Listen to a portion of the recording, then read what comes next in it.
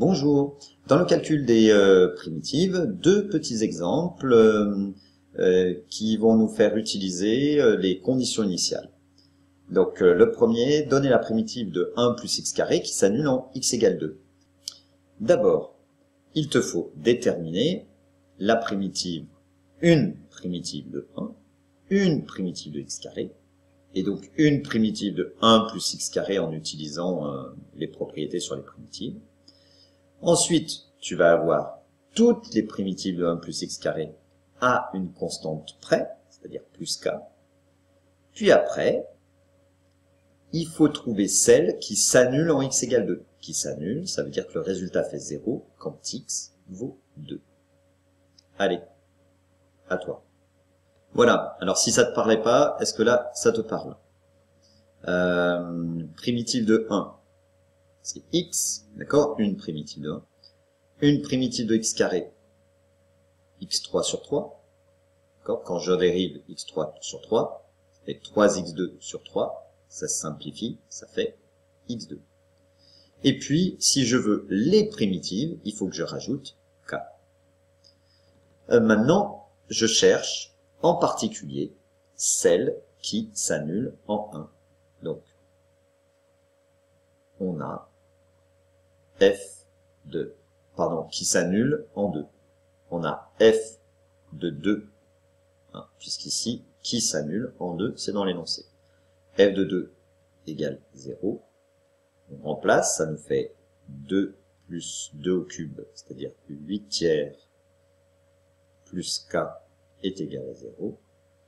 Donc, k est égal à moins 2 moins 8 tiers, c'est-à-dire moins 14 tiers. 1, moins 6, moins 8, moins 14 tiers. Donc, la primitive cherchée est grand F de x égale x plus x3 sur 3 moins 14 tiers. Et ça, c'est pour tout x appartenant à grand R. Allez, même principe sur le deuxième exemple. Alors, moins 4 sur x2, ça nous fait penser à moins 1 sur x2 fois 4. Quelle est la fonction qui, quand je la dérive, donne moins 1 sur x2? 1 sur x, d'accord? Alors évidemment, pour avoir moins 4 sur x2, il faudra multiplier par 4. Puis, x puissance 4, ça nous fait penser, quelle est la fonction qui, quand je la dérive, donne du x puissance 4? C'est x puissance 5, 5x4. Mais ici, moi j'ai 3, donc il va falloir que je multiplie par 3 et que je divise par 5. D'où les primitives de petit f sont, eh bien, on a dit 4 fois 1 sur x, donc 4 sur x, d'accord, et plus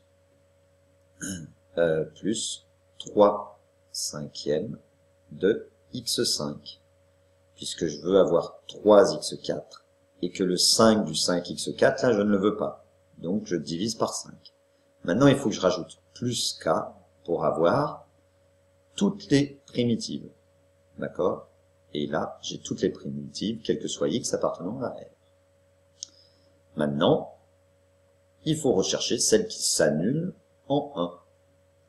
Donc, on cherche k tel que f, grand F de 1 est égal à 0. C'est ce qu'on appelle des conditions particulières. Alors ça peut être des conditions initiales aussi. Allez, vas-y, mets sur pause, puis tu fais le calcul. Allez. Alors, j'écris f de 1. Donc, 4 sur 1 plus 3 cinquièmes fois 1, puissance 5, plus k. Et ceci doit être égal à 0, puisque ça s'annule. Donc, k est égal à moins 4 moins 3 cinquièmes, c'est-à-dire, en mettant au même dénominateur, moins 23 cinquièmes. Et finalement, d'où, eh bien, grand F de x, la primitive qui s'annule en 1, ça va être 4 sur x plus 3 cinquièmes de x5 moins 23 cinquièmes. Et ceci pour tout x appartenant à R. Voilà. Allez. Eh ben, tu peux prendre ces exemples peut-être un petit peu pour les reprendre, pour bien comprendre la méthode, et puis après, entraîne-toi. À bientôt.